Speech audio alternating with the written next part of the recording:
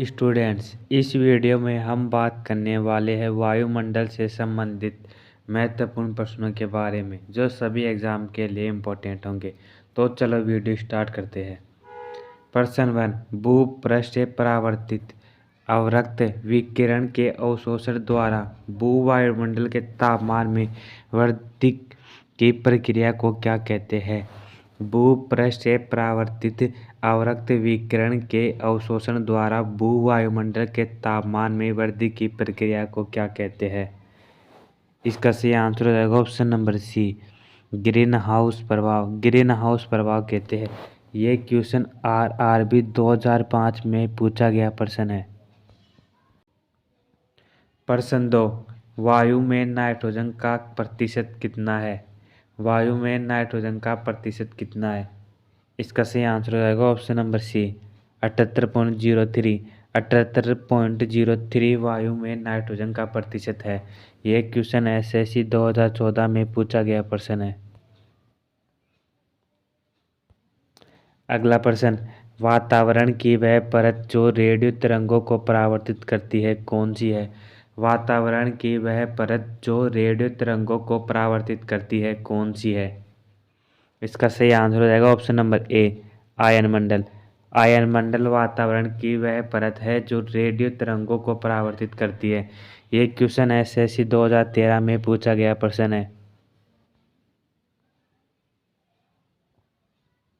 अगला प्रश्न, वायुमंडल के सौमंडल, समतापमंडल आदि परतों में विभाजित करने का मुख्य आधार क्या है?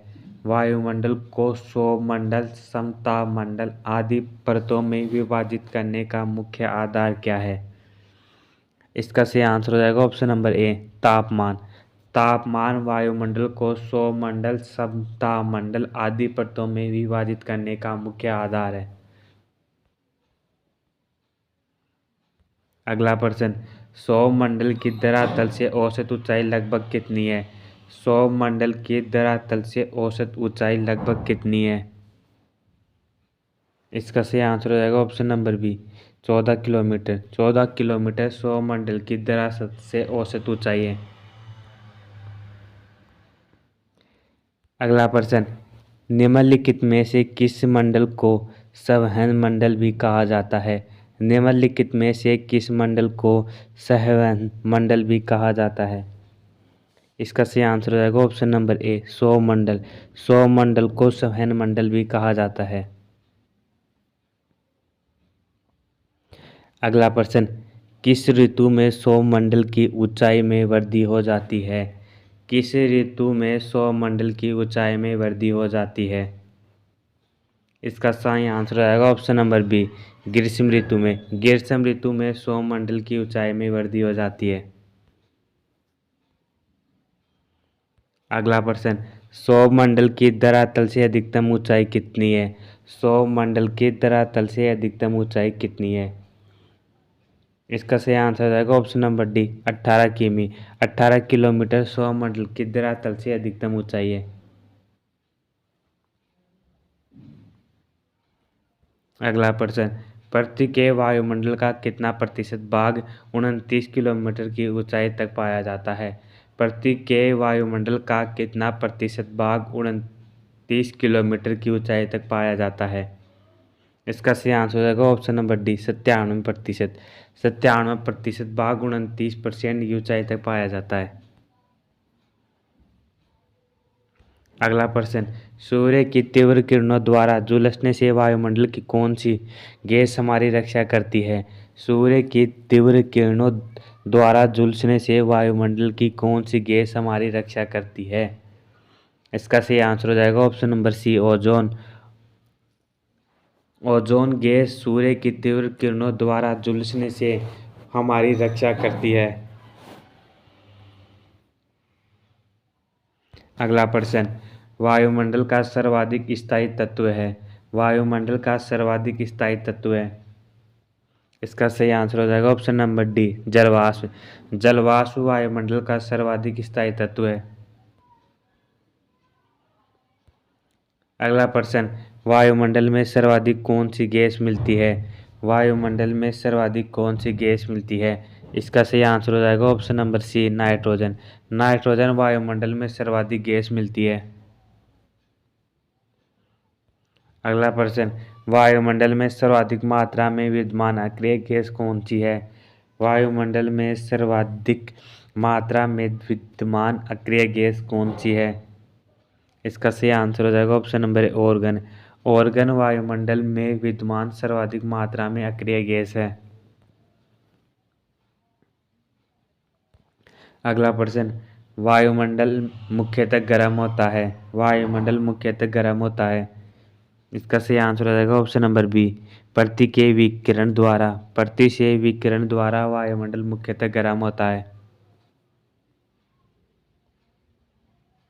अगला प्रश्न, निम्नलिखित में से कौन सी गैस ग्रीन हाउस प्रभाव के लिए उत्तरदायी है? निम्नलिखित में से कौन सी गैस ग्रीन हाउस गैस प्रभाव के लिए उत्तरदायी है? इसका सही आंसर हो जाएगा option number b, CO2। CO2 gas green house प्रभाव के लिए उत्तरदायी है। अगला प्रश्न, संचार उपग्रह किस वायुमंडलीय स्तर में स्थित है? संचार उपग्रह किस वायुमंडलीय स्तर में स्थित है? संचार उपग्रह किस वायुमंडलीय स्तर में स्थित है? इसका सही आंसर हो जाएगा ऑप्शन नंबर बी, आयन मंडल। आयन मंडल में संचार उपग्रह वायुमंडलीय स्तर पर स्थित है। अगला प्रश्न, वायुमंडल में ओजोन स्तर के अवक्षय का कारण निम्नलिखित में से कौन सा रसायन है? वायुमंडल में ओजोन स्तर के अवक्षय का कारण निम्नलिखित में से कौन सा रसायन है? इसका सही आंसर हो जाएगा option number D, chlorofluorocarbon. Chlorofluorocarbon वायुमंडल में ओजोन स्तर के अवक्षय का कारण रसायन है। अगला प्रश्न, रेडियो की लघु तरंगे आयन मंडल की किस परत से परावर्तित होकर धरातल में आती है? रेडियो की लघु तरंगे आयन मंडल की किस परत से परावर्तित होकर धरातल पर आती है? इसका सही आंसर हो जाएगा ऑप्शन नंबर सी, अप्रत्यय रेडियो की लघु तरंगे आयन मंडल की परत से अवतरित होकर धरातल पर आती है। अगला प्रश्न, वायुमंडल के किस भाग में जलवाष्प की कुल मात्रा का 90% भाग विद्यमान रहता है? वायुमंडल के किस भाग में जलवाष्प की कुल मात्रा का 90% भाग विद्यमान रहता है? इसका सही आंसर हो जाएगा ऑप्शन नंबर सी, सौरमंडल। सौरमंडल वायुमंडल के भाग में जलवाष्प की कुल मात्रा का 90% भाग विद्यमान रहता है। अगला प्रश्न, वायुमंडल का कौन सा भाग रसायन मंडल का एक भाग है? वायुमंडल का कौन सा भाग रसायन मंडल का एक भाग है? इसका सही आंसर हो जाएगा ऑप्शन नंबर डी, ओजोन मंडल। ओजोन मंडल वायुमंडल के एक भाग का रसायन भाग है। अगला प्रश्न, किस वायुमंडलीय परतों को मौसमी परिवर्तन की छत के नाम से जाना जाता है? किस वायुमंडलीय परत को मौसमी परिवर्तन की छत के नाम से जाना जाता है? इसका सही आंसर हो जाएगा ऑप्शन नंबर बी, सौरमंडल। सौरमंडल को वायुमंडलीय परतों को मौसमी परिवर्तन की छत के नाम से जाना जाता है। Important question.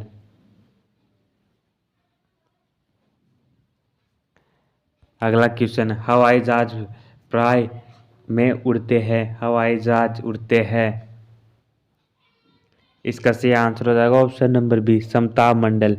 हवाई जहाज प्राय समताप मंडल में उड़ते हैं। ये क्वेश्चन RRB 2003 में पूछा गया प्रश्न है।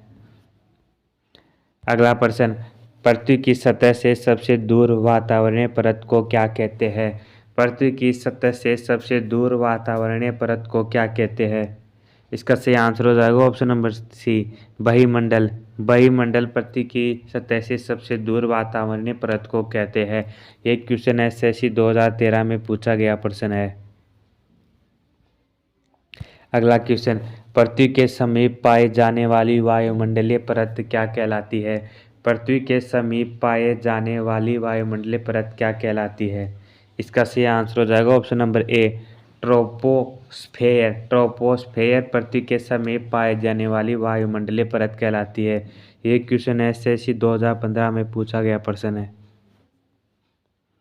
अगला प्रश्न, वातावरण में सबसे ज़्यादा ओजोन का संकेंद्रण कहाँ होता है? वातावरण में सबसे ज़्यादा ओजोन का संकेंद्रण कहाँ होता है? इसका सही आंसर हो जाएगा ऑप्शन नंबर सी, समताप मंडल। समताप मंडल में वातावरण में सबसे ज़्यादा ओजोन का संकेंद्रण होता है। ये क्वेश्चन SSC 2015 में पूछा गया प्रश्न है। दोस्तों कमेंट करके बताओ कि आपको कितने क्वेश्चन के आंसर आते हैं।